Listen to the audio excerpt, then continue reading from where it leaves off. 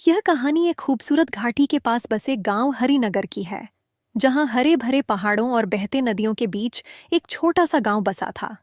इस गांव में विकास नाम का एक युवा लड़का रहता था। वह बहुत मेहनती और ईमानदार था, लेकिन एक आदत ने उसकी जिंदगी को परेशान कर रखा था। वह हमेशा खुद की तुलना दूसरों से करता था। जब भी वह अपने दोस्त अर्जुन को देखता, जो हमेशा कक्षा में प्रथम आता था, तो सोचता, काश मैं भी इतना बुद्धिमान होता। जब भी वह अपने पड़ोसी रवि को देखता, जो बहुत अमीर था, तो सोचता, काश मेरे पास भी इतनी दौलत होती। जब भी वह किसी को तैरते हुए देखता, तो सोचता, काश मैं भी इतनी तेजी से तैर सकता। धीरे धीरे उसका जीवन निराशा में डूबने लगा। वह अपनी पढ़ाई पर ध्यान नहीं दे पा रहा था और काम में भी रुचि कम होती जा रही थी। उसे लगने लगा कि वह कभी सफल नहीं हो सकेगा। एक दिन गांव में एक प्रसिद्ध दिव्य संत आए, जो अपनी ज्ञान और बुद्धिमानी के लिए जाने जाते थे। विकास ने सुना कि वे जीवन के गहरे रहस्यों को जानते हैं, तो वह उनके पास गया और अपनी परेशानी बताई। गुरुदेव, मैं बहुत मेहनत करता हूँ, लेकिन जब भी किसी को खुद से बेहतर देखता हूँ तो दुखी हो जाता हूँ। मुझे लगता है कि मैं कभी उनके जैसा नहीं बन सकता। कृपया मेरी सहायता करें। संत मुस्कुराए और बोले, कल सुबह गांव के सबसे पुराने वटवृक्ष बरगद के पेड़ के पास आओ। तुम्हारे प्रश्न का उत्तर वहीं मिलेगा। विकास को यह बात अजीब लगी, लेकिन उसने सोचा कि संत ने जरूर किसी कारण से ऐसा कहा होगा। अगली सुबह सूरज निकलते ही विकास वटवृक्ष के पास पहुंचा। संत पहले से ही वहां मौजूद थे। उन्होंने कहा, इस घाटी को ध्यान से देखो और बताओ, तुम्हें क्या दिखाई देता है? विकास ने चारों ओर देखा और कहा, गुरुदेव, यहाँ कई प्रकार के पेड़ हैं। कुछ बहुत ऊंचे हैं, कुछ छोटे हैं, कुछ में बहुत सारे फल हैं, जबकि कुछ में कम। संत मुस्कुराए और बोले, अब सोचो, अगर यह सेब का पेड़ खजूर के पेड़ से अपनी तुलना करे और कहे कि यह इतना लंबा क्यों नहीं है, और यदि खजूर का पेड़ शिकायत करे कि उसके फल सेब की तरह मीठे क्यों नहीं हैं, तो क्या यह सही होगा? विकास ने तुरंत जवाब दिया, नहीं गुरुदेव, ये तो मूर्खता होगी।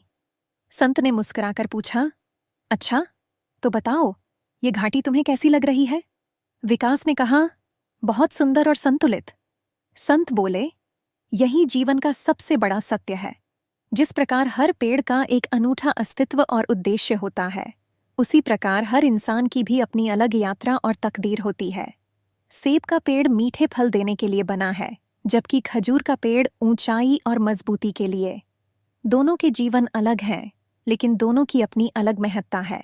विकास ने सिर हिलाया, लेकिन उसके मन में अभी भी कुछ सवाल बाकी थे। संत उसे एक नदी के किनारे ले गए, जहां कई मछलियां तैर रही थीं।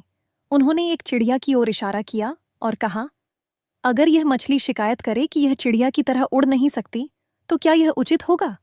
विकास ने कहा, बिल्कुल नहीं। मछली पानी में तैरने के लिए बनी है और चिड़िया आकाश में उड़ने के लिए। संत मुस्कुराए और बोले, तो फिर तुम दूसरों से तुलना क्यों करते हो? तुम्हारी अपनी खूबियां और शक्तियां हैं, उन्हें पहचानो और अपनी राह खुद बनाओ। यह सुनकर विकास के मन में एक नई रोशनी जाग उठी।